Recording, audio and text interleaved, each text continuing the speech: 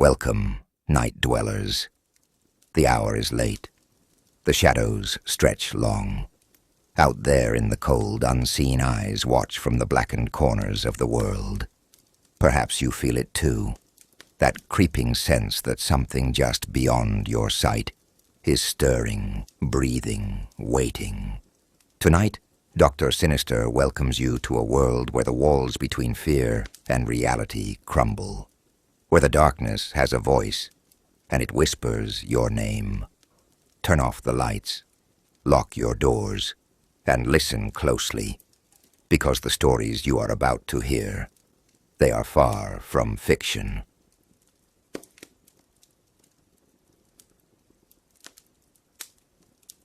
It began with something simple, a misplaced object here, an unfamiliar scent there.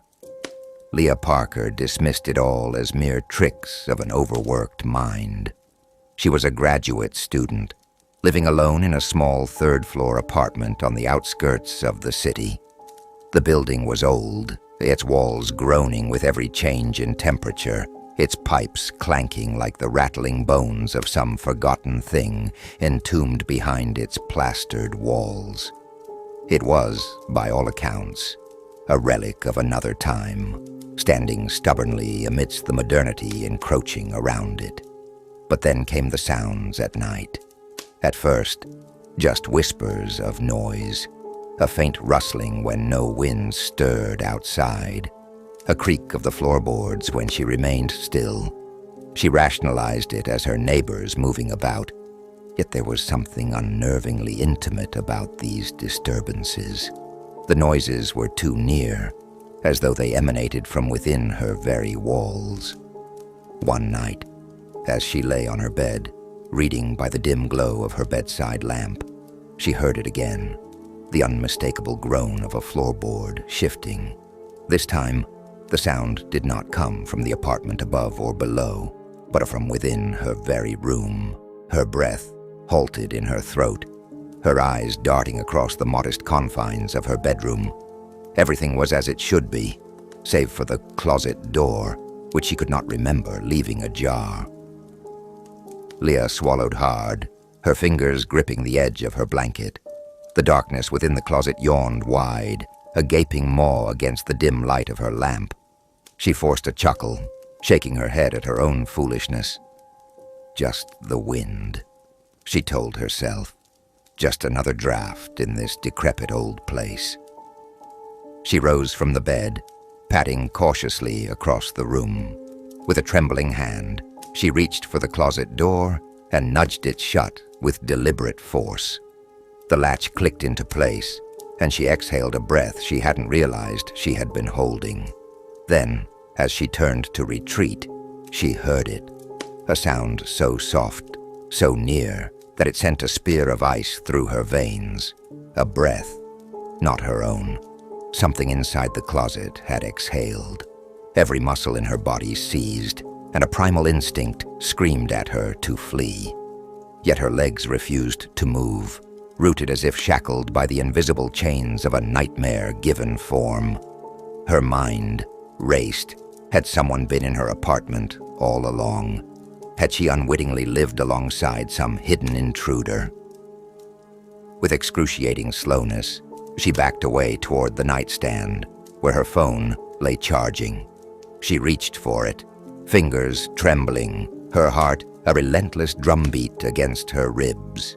As her hand closed around the device, her eyes never wavered from the closet door. The silence was unbearable, stretched taut like a wire ready to snap. Then, the door shifted, a fraction of an inch, just enough to let slip a whisper of darkness. Leah screamed, hurling herself backward. The phone fell from her grasp, clattering against the hardwood floor. Her fingers scrambled to turn on the flashlight, and when the beam finally flared to life, she directed it at the closet with shaking hands. The door now stood fully open, revealing nothing. No figure emerged from within. No menacing silhouette awaited in the depths. Just clothes hanging limply, the space empty but for her own belongings. and yet the unease did not abate. The room felt different now, tainted by an unseen presence that lingered despite its absence. She retrieved her phone with unsteady hands, dialing 911 with frantic urgency. The police arrived within minutes, sweeping the apartment with cold efficiency. They found no signs of forced entry, no intruder, no traces of any other presence beyond her own. The officer, a tired-looking man with weary eyes, offered her a kind but dismissive reassurance. "Old buildings make strange noises. You're probably just stressed." Leah nodded, though her heart remained unconvinced. That night, she locked the closet door, not with the simple latch, but with a heavy-duty padlock she had hastily purchased from the all-night hardware store down the street. Sleep did not come easily, and when it finally did, it was shallow and fitful. Her dreams were thick with shadows and unseen figures watching from the periphery of her vision. She woke several times, heart hammering, listening for sounds that may or may not have been there. Then, at precisely 3:42 a.m., her phone buzzed upon the nightstand. A notification. Her breath hitched in her throat as she stared at the screen. Motion detected. Bedroom closet. The notification came from the small security camera she had installed earlier that day, mounted discreetly at the corner of her bedroom. With trembling fingers, she tapped the notification, opening the recorded footage. The screen flickered to life, the dim night vision lens capturing the quiet, unmoving space of her bedroom. Seconds ticked by, nothing but stillness.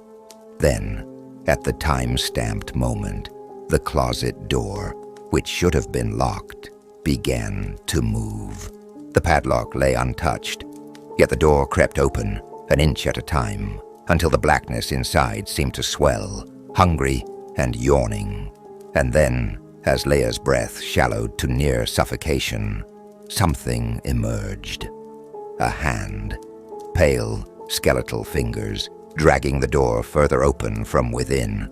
And then, a face, a man's face, grinning impossibly wide, his eyes locked directly on the camera. Leah's scream never left her throat. The phone slipped from her grasp, and in that moment, she realized, with a soul-crushing certainty, the closet door was still open.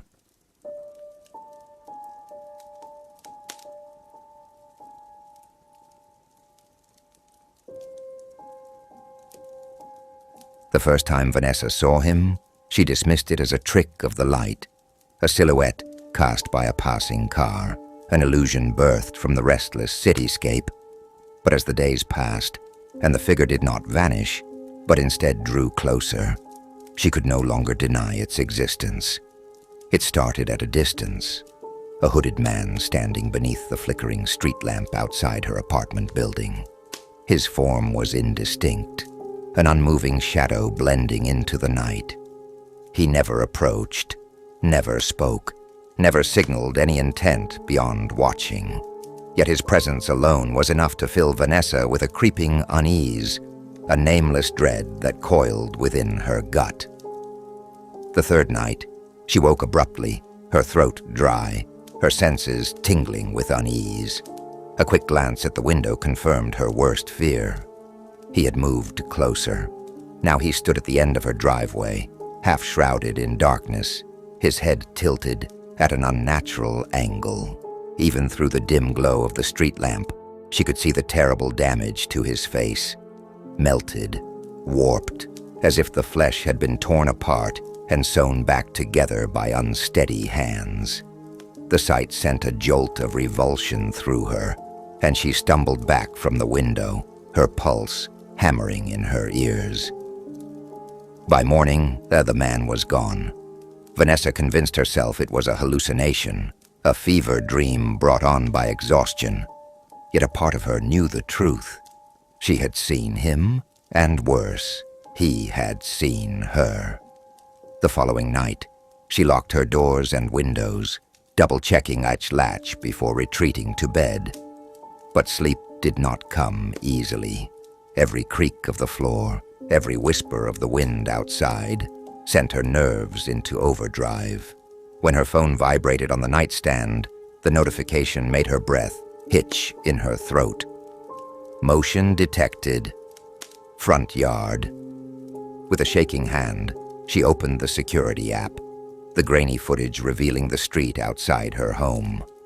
The camera captured nothing but the empty sidewalk, the lonely stretch of pavement lit by a dying street lamp. But then, the camera flickered, and when it refocused, he was there, standing inches from the lens, his face pressed against the glass. His mouth moved, forming words, but no sound reached her ears. She could not look away, could not blink, could not breathe as the man stared unblinking into the camera. And then, a whisper crackled through the speakers, distorted and fragmented, yet still carrying the weight of an impossible familiarity. I remember. Vanessa's blood turned to ice. Her mind rebelled against the words, denying their meaning. She did not remember. She had never seen this man before, but he remembered her. Panic surged through her veins. She grabbed her keys and fled the house, her breath coming in short, frantic gasps. She drove without destination, hands gripping the wheel so tightly her knuckles turned white. The city lights blurred past her, her thoughts spiraling into incoherence. Who was he? What did he remember? Why did his voice sound like a nightmare she had long forgotten? And then, the final horror. As she glanced into her rearview mirror, the breath froze in her lungs. The back seat was not empty. He was there. A burned hand reached forward, fingers grazing her shoulder. She screamed as she lost control of the car and headed toward a ditch. Vanessa's car was found in the ditch the next day, but her body was never recovered.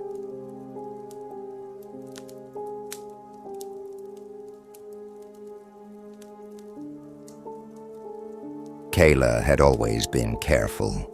She worked late shifts at the Lantern, a quiet bar on the edge of town, and she never walked to her car without scanning her surroundings.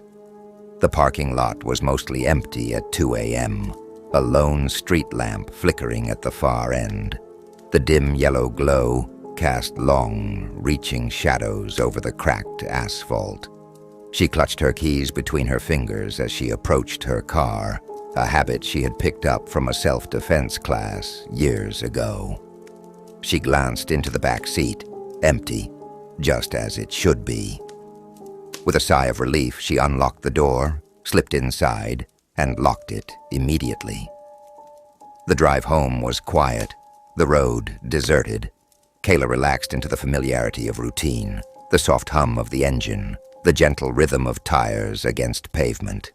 She turned on the radio, scrolling absent-mindedly through stations. A song she didn't recognize filled the car, something slow and whispery. The voice wavered, almost distorted, as if it were struggling to break through static. Then came the scent, a sharp, pungent staleness, like sweat and damp cloth. Her stomach twisted. Kayla's fingers clenched around the steering wheel. She glanced at the rearview mirror, just a flicker of movement in her periphery, nothing more. The shadows stretched long, shifting as she passed beneath the streetlights. A bead of sweat traced down her spine. Her heart pounded faster. She forced herself to breathe, slow and even. Just her imagination, just exhaustion. That's what she told herself. But the smell? It hadn't been there when she first got in. Her hands trembled as she reached for her phone, hoping to call someone, anyone, just to feel like she wasn't alone. But the second she looked at her screen, she saw the reflection, a shape in the back seat, a figure sitting unnaturally still, watching her. Her breath hitched, her throat closing with terror. the outline of a hood, the glint of teeth bared in a silent grin. She slammed her foot on the gas, the car surging forward as her mind screamed at her to not turn around. The radio crackled. The whispery voice shifted, warped, forming words now. A single phrase repeated over and over, barely above a breath. "I see you." Kayla's chest heaved. The steering wheel felt slick in her grip. She couldn't keep going like this. She had to get out, had to get away. Her eyes darted to the gas station up ahead, its neon sign flickering in the night. She jerked the wheel, skidding into the parking lot, barely stopping before she threw the door open and ran. She burst through the doors, gasping for air. The attendant behind the counter jumped, eyes widening. "Miss, you okay?" Kayla turned, her gaze locked onto her car, still idling by the pump. The back door was open. The seat was empty. The figure was gone. She didn't move, couldn't. The night pressed in around her, the gas station's fluorescent lights buzzing against the silence. The attendant called someone. She wasn't listening. Her body was still frozen, her eyes scanning the darkness outside, the empty road beyond. Then her phone vibrated. A message, a picture. Her blood turned to ice. It was her car's back seat, taken from the inside. The timestamp on the image showed it had been taken 30 seconds ago. A sharp knock at the gas station door made her jump. The attendant frowned, glancing toward the entrance. Kayla turned slowly, every nerve in her body screaming as she locked eyes with a figure standing just outside the glass. A hooded man, his grin stretched impossibly wide, and in his hand, held up against the glass, was her car key.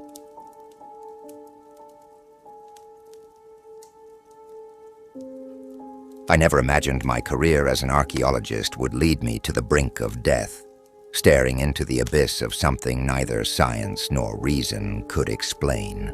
My name is Paul Whitaker, and I was part of a 5-person research team sent to explore a remote cave system in the mountains of Montana. We weren't thrill seekers or adventurers. We were scientists, prepared for the usual dangers of spelunking. Unstable rock formations, potential collapses, maybe even the occasional wild animal. But nothing could have prepared us for what waited in the dark. Our team was well seasoned in field work. Dr. Eleanor Hayes, our team leader, had over 2 decades of experience uncovering prehistoric remains. Nathan Carter, our expert in subterranean mapping, was the one who had pinpointed this cave's location based on satellite imagery. Olivia Tran, a paleontologist with an unmatched knowledge of ancient species, had theorized that the cave might contain fossilized remains of creatures long extinct. And then there was Daniel Brooks, a rugged geologist who was more comfortable in the wilderness than he was around people. The descent into the cave was marked by an oppressive silence. Snow crunched beneath our boots as we approached the entrance, a gaping black maw that seemed to breathe cold air. The wind howled through the surrounding peaks, but the moment we crossed the threshold, all sound was swallowed by the cave's damp, suffocating darkness. Nathan switched on his high-powered flashlight, the beam slicing through the pitch. "This place is untouched," he murmured, almost reverently. The rock walls bore strange markings, crude and jagged, yet deliberately etched. Not natural formations, not entirely human either. As we ventured deeper, an unease settled over the group. The air grew thick with an unplaceable scent. Damp earth tinged with something metallic, something foul. The rock formations loomed in unnatural shapes, twisting and clawing at the light. A pervasive sense of being watched clung to my skin like frost. "It's colder down here than it should be," Olivia whispered, rubbing her gloved hands together. "It feels wrong." Eleanor exhaled sharply, pushing forward. Stay focused. This cave could contain invaluable findings. We document, we analyze, and then we get out. But the deeper we went, the more the walls seemed to shift. Shadows moved without light to cast them. The silence deepened, pressing against us like something living. Every step felt heavier, like wading through something unseen. Our radios crackled intermittently with static, distorting Eleanor's voice as she tried to relay instructions. Then came the first sound, a shrill, piercing shriek that echoed through the cavern, reverberating off the walls like some horrible cry of anguish. We all froze. What the hell was that? Nathan's voice was barely more than a whisper. No one answered. No one breathed. Then Daniel screamed. I turned just in time to see something yanking him into the darkness. A flash of gray, too fast to fully perceive, long fingers curling around his ankle. His gun fired once, the shot deafening in the enclosed space. But then he was gone. We have to get out of here. Olivia's voice was shaking, her grip tightening around her flashlight. Another shriek, closer. The sound of something shifting, crawling. Shapes moved at the edges of our vision, elongated limbs clinging to the walls, empty eyes reflecting the flashlight beams like wet stone. Their skin was pale, stretched taut over bones, their mouths jagged maws filled with uneven teeth. They were watching, waiting. We fired. Gunshots flashed in the darkness, but the creatures did not stop. They skittered along the walls, blending into the cave like they had always belonged here. Nathan turned to run, but a hand shot from the shadows, claws sinking into his side. He gasped, his body jerking violently before being yanked into the black void. His flashlight clattered against the ground, spinning wildly before going out. Eleanor ran next. She didn't make it far. One of the creatures lunged from above, its limbs wrapping around her like a grotesque embrace. She screamed, her voice cut off as it dragged her upward into the darkness. Only Olivia and I remained. "Paul, move!" she shouted, grabbing my arm. We stumbled back toward the tunnel, our lights flickering, our breath ragged. The creatures did not chase outright. They followed, just beyond the reach of the light, their eyes gleaming like hungry specters. We ran, our legs burning with exhaustion, until we saw it, the faint shimmer of moonlight reflecting off the snow outside. But Olivia fell. Her foot caught on an outcropping of rock, and before she could recover, claws wrapped around her leg. No. I grabbed her arm, pulling with everything I had. The creature snarled, its grip like iron. Olivia screamed, kicking frantically. My gun was empty. Desperation took over. I grabbed a rock and slammed it against the creature's skull. Once, twice, it let go. We burst out of the cave, collapsing into the snow, gasping for air. The wind howled around us, but the creatures did not follow. They stood just beyond the cave's mouth, watching, their shrieks turning into something almost laughter, as if they knew we had seen them, and now they were waiting.